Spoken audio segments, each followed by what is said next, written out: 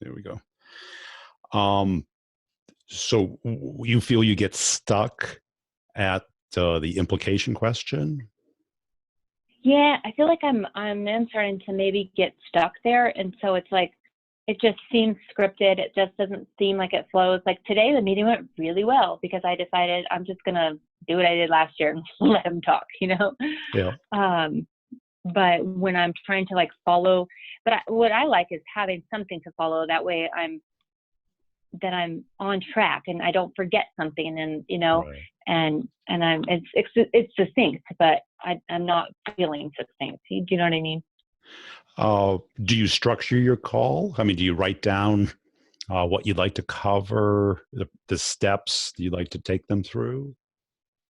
Yes, I have been, and that's why I made this sheet. So I would go in each time and make sure that, and usually, I mean, I'm doing my pre-call planning and kind of taking a look at, their business to find out, everybody's going to be a little bit different. So Yeah. more specific questions for them. Well, I mean, if you get them to talk, you're doing well, right? You like that. The meeting goes well. Um, Yeah. okay. Well, what would you like to cover today?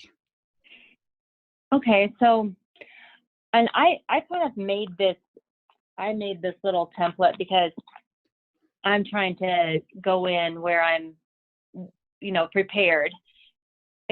I mean, I just thought maybe we could talk about this template and talk about maybe some tweaks on it and possibly have some sort of good idea of each time. I know, of course, every meeting is going to be a little bit different, but I like to have a template where I could refer back to. So I'm like Yep. not forgetting things, and and also just and try, really, really, I really want to build value because without, and it's just like, it's one of those things, like you talk about this, but everybody's value is different. Everybody's value is, I mean, it's not, my value is not their value. It's probably not your value. So, I mean, what you perceive is your own reality. So it's like, how do you build value when, you don't really know what's going on in their head, right? Ask them. Yeah. Yeah. Are you calling on the Right. same type of role? Um, well, it's always one or the other. So it's either like a production manager, Yeah. someone that's like in the weeds with them, or it's going to be like an HR. And HR is more like they're not actually the one that's facing the implications. They're not the ones coming in on Saturday, if they're not staffed enough. Whereas like the production manager is the one really feeling the pain, right? So it just depends. It depends on the different business and probably the size of the company, who I'm actually meeting with. Have you thought of profiling them? Going through like what do they care about? How do they get rewarded? What are their typical priorities? What are their implications? Because HR does have implications. They're different. They've got somebody hounding them or finger pointing at them, or they got headaches if they don't True. have enough people. Everyone's got headaches, right? You have headaches. I have Oh headaches. yeah. Uh, that way, if you write those down before you go in the meeting, you get into their head. Okay. Yeah, because if you don't practice that, you're stuck in your own head, Right. which is probably the worst place to be. Yeah. Right, because they're especially on an initial call, because they're going to think you're a pushy salesperson, and that's our nature. Our nature is to talk about ourselves and to get someone to take action. But we got to like get them aware of the problem, curious about the alternatives, um, and build that into interest, and then into some urgency and commitment. Yeah. So usually, I mean, they're very familiar with a staffing company. I mean, it's not usually the first time, and most people I sell to are either using another agency or have used an agency in the past. So it's not usually anyone that's like but brand new to using staffing. that's who you are and what you do. Okay. Yeah. They So don't care about you're that. They care about the problem that you solve. You solve. Yep. Yeah. Okay. Mm-hmm. So Yep. so what you want to do is, how do I shift to selling the problem and not my company and what we do? Okay. And the problem is they don't have enough Mm-hmm. people, or they don't have Right. the right people. And you got to get them talking about that, because once they bought into the problem, then that'll create urgency that you can turn into commitment. Okay. So I don't have any problem getting anyone to talk. That is Good. something I'm actually good at. Okay. Yeah. Are they talking about the problem? Yeah. So usually they get right into it. People are like, there's a big problem right now in Colorado with that $15 an hour employee that, it's like, they have like 12 jobs that they can go to. They literally could just walk in the door and get hired anywhere, like 12 places, probably. I mean, truly. And so they're ready to talk about it. I mean, they're ready to talk about it right away. Okay. I guess it's building the urgency, maybe. Well, do they feel the pain? Are they in pain? Sometimes I try to meet with them before they feel the pain, because then typically it's like a bidding war or something. Because if it's not like, nobody calls me, Brian, I'll say that much. I call everybody. Like, I have to find these people on my own. Like, every single deal I've closed is cold. Yeah. And are you getting them to feel the implications of it? Well, that's what I'm just not so good at. Like, if you have to come here on Saturday, then what? Then you're missing time with your family, you're missing time with your family. You can't go to the mountains. You can't, what else? Like, summer's coming. Summer's coming. Like, what's it do to morale? What's it do to the other employees? Like, what do they feel like if they have to pick up people's slack if there's not enough people there? There you go. I guess I'm just like, do you think this template, do you think it sucks? No, it's pretty good. It's a great start, and it's good that you're writing it down. But if it's not getting you what you want, then we can work on it. Okay. That's all. Very high level questions, but like, how's your turnover? That gets into starting the pain. Now, if you develop some implication questions of, is your spouse going to kill you if you have to work another weekend? Is overtime killing you? Is delays getting you? Is that going to hurt the company? Who else does that affect? Who else does that affect? That's a good one. Yeah.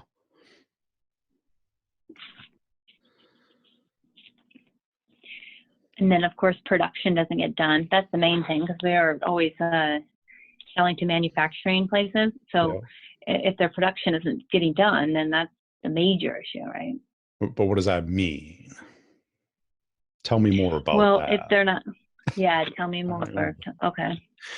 Have like just a couple of ones that are just there, and just memorize them. Tell me more about that. How does that impact you?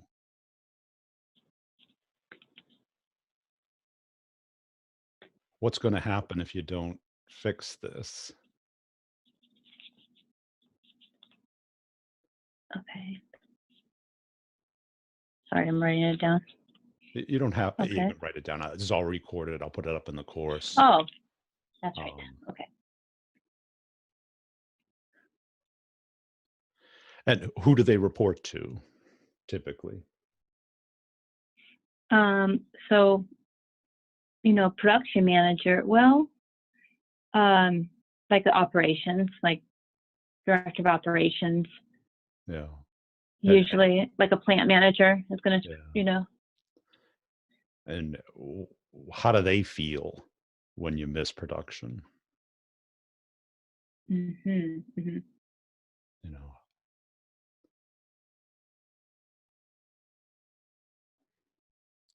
Okay. because once you can Okay. get the cost of this, then you can differentiate yourself.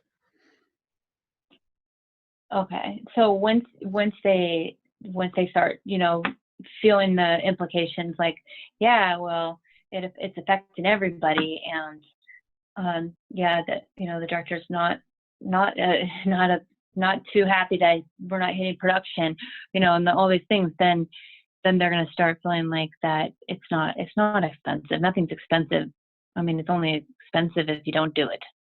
It's more expensive to not do it. It's more expensive to wait for a cheaper vendor. It's more expensive to work with an unreliable vendor partner. Would you actually point those things out? Of course, yeah. Yeah. So it's more expensive not to do it. It's more expensive to work with the unreliable. Yeah. Right.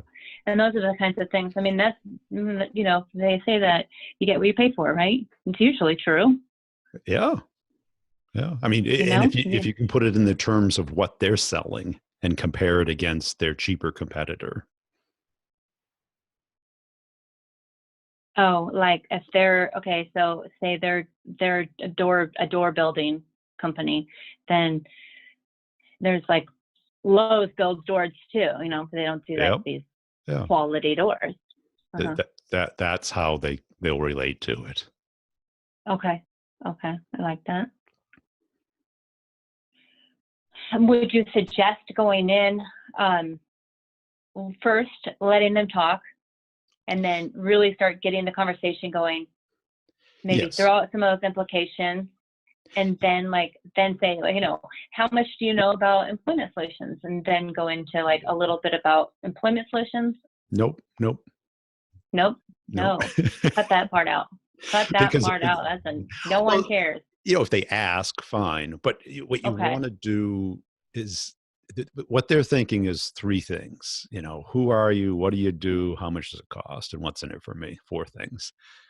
But they're not going to do anything unless they have a problem to solve. So So once you get the problem defined, quantified to a cost, and you provide something that fixes the problem at a reasonable price, less than the cost of the problem, then they will take action. Okay. That makes sense. Now, at quantifying the problem, are you actually like writing down like, okay, so I mean, are you like doing it not like a mathematical No. I've seen people do that kind of. If they want to go into that, they can, but it causes more debate than it does solution. Right. That's the other thing. Yeah, because it's typically obvious that. Yeah. Right. Okay, so you're really like just asking those implication questions, and then they're answering. This is after you've got them talking, right? Because that way you can throw those in there, and it's really succinct and smooth, and it's not just like you're not on 60 Minutes conducting an interview. Exactly. Yeah, you don't want to interrogate. Be weird about it. Yeah. Yeah. And then once they get it, right? Oh, sorry. Go ahead. So then you want to, create some urgency, which will prompt action. Maybe it's too early, but what you want to do is get them to take action, even if it's another meeting, even if it's a particular time point. Okay. So you always want to get like that next step at the end of the meeting, just like, hey, so either whether it be another meeting or get this. What about when I leave paperwork and I need them to fill that paperwork out so they can get in our system? So therefore, that way, once they need somebody, then they're in our system. Yeah. How do you create that urgency if they don't need anybody? I guess that's just a dumb question. I don't know. It's just what it is. Well, you have to well, explain that off of their timeline. Say their timeline might be 6 months out. Yeah. It's like, well, can we take care of this paperwork so that you're in the system, so that when you need somebody, we have everything put in place and no fire drills, so we get to the best people, not just who's available. Yes. Okay. I Yeah. like that. Yeah. Good. You know, is 2 weeks a reasonable amount of time for that, or whatever it is? Have a deadline. Yeah. Okay. Okay. So I think what I would do is cut out, because I think the qualified part, I would just assume that because Well, people will end up telling you. I think they'll tell you. You know, if you're good at getting them to talk, all you need to now is get them focused on what you want to hear. You know, Right. the people they need, when they need them, what type of people they need, the cost of not Okay. having them. Right. Okay. Cut off the part about my company. And then what about this elephant in the room, Brian? What do you think? Well, that's they're trying to turn you into a commodity. And I think though, you pay for what you get. What's important to you? Getting the right people, or saving a couple of dollars an hour for the wrong people? Yeah, I try to be careful with that, just because the fact is that the people that we get, they are the $15 an hour people. So you never know what you're going to get.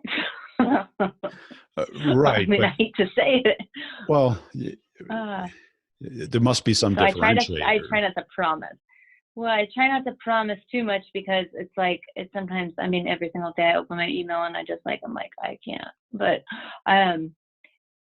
it's like, I try not to promise the world. Now, I think the differentiator is not so much the people as much as like maybe the processes, and the fact that like I answer the phone day and night. Like you know what I mean? Like my service is good. I don't know. That's not really, But that's that's the something hard you part. demonstrate. You can't tell people that, because everyone says Right. that. Okay. Okay.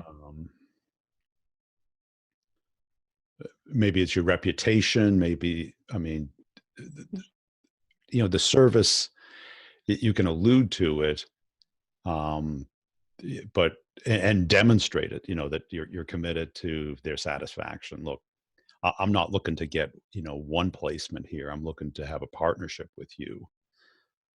Mm-hmm. So you'll get that type of service. Very different.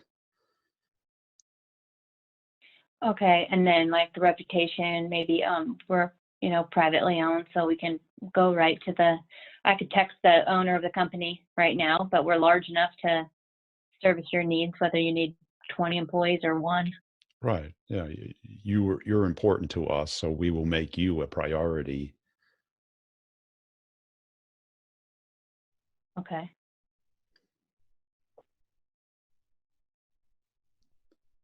And maybe I just need to find some differentiators. I mean, the whole goal with Employment Solutions is that partnership, right? So you try to help them find out why they need staff, and then try to help them not need staff. So kind of like phase ourselves out in a way. Right. So, I mean, you have to be able to articulate in what that means to them. That, when you have somebody that you can pick up the phone and they will jump and get you what you need because you're important to us. You're not just another, person. Okay. I want to earn your business. I want to demonstrate to you that we're better. Okay. I like that. Yeah. What about saying that we're not the cheapest and we're not the most expensive? You're the best.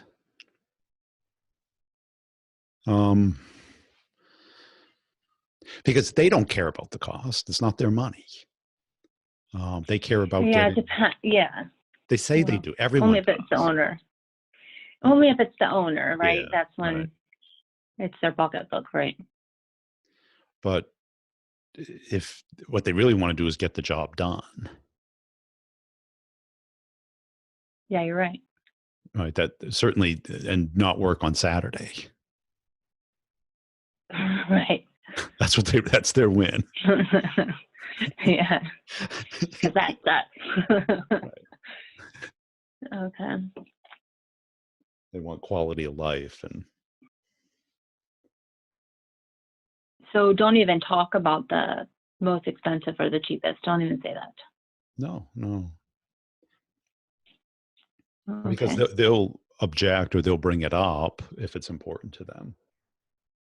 True. Yeah.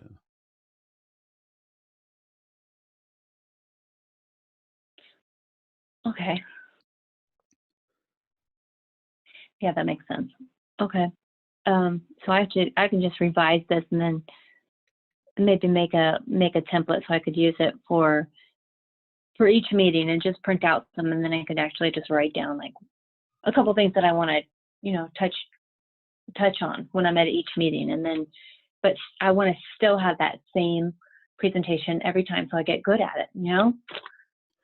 Yeah. That's my thing.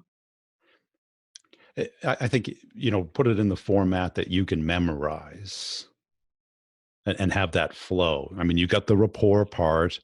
Now you got to build that rapport into pain, and then Uh-huh. get them talking about that pain and the implications of it, how it affects them personally, how it affects their manager.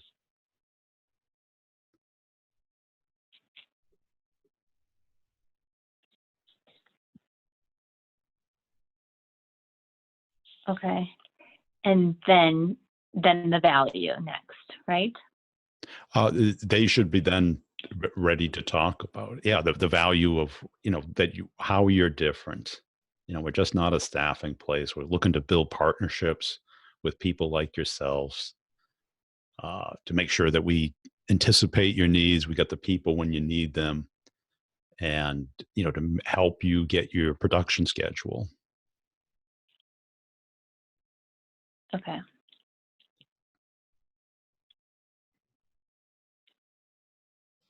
And then set the next step. You have that next step ready. Yeah. Working off of their deadlines. Working out there, done. Okay. Okay, yeah, I like it. So I'm just going to revise it and then just use it until I just memorize it. Yeah. Yeah. And I think if you have a couple of those, tell me more type questions. Yeah, Yeah. those are always good. How does that affect How do you mean? Yeah. Tell me more about that. Okay. Because people love talking about their problems. They always do. Yeah. Yeah. Everyone loves bitching, right? Oh, they love it. That's probably why it's so easy, because everyone loves to bitch, Yeah. You just got to Yeah, get them bitching about the yeah. right thing. That's all. Yeah, there you go. Yeah. Nope, you can't bitch about that. Right. I don't want to hear about your spouse. Back to over here. Yeah. Okay. Okay. Well, yeah, thank you. I appreciate it. I appreciate the the knowledge on that. I think I can do a better job and just omit a lot of this stuff. And this is why it kind of not flowing, is that some of the stuff is just, people really don't care. They don't care. And They don't. and then basically, and when you bring up the cost, I feel like what happens is then they just focus on it. Right. You got to look at the cost of the problem that you're solving, not the cost of the solution. Because until they feel the problem, any cost for a problem they don't feel is just an expense. Oh yeah. But I mean, a lot of times sometimes I see people 2 or 3 times before I close them. And sometimes I see people, for months, right? So, and then, but a lot of times the first meeting, I tell them, okay, well, what's your pay rate? I ask them, what's your pay rate? And then I give them a bill rate, and they usually go, okay. Yeah. Unless it wasn't the best meeting, and then they're like, oh, well, that's high, maybe I should wait on that bill rate until I know we're going to do business. Yes, absolutely. Yeah. Because it's like making an offer at the swap meet when you don't even have $20 in your pocket. Yeah. Okay. All right. Cool. I'll put this up in the course. It'll be in the questions course. Okay. Okay. You get access to that, right? Yeah, I'm on that. Okay, great. Yep. We'll talk soon. Okay. Thanks, Brian. Thank you. Bye now. Okay. Bye-bye.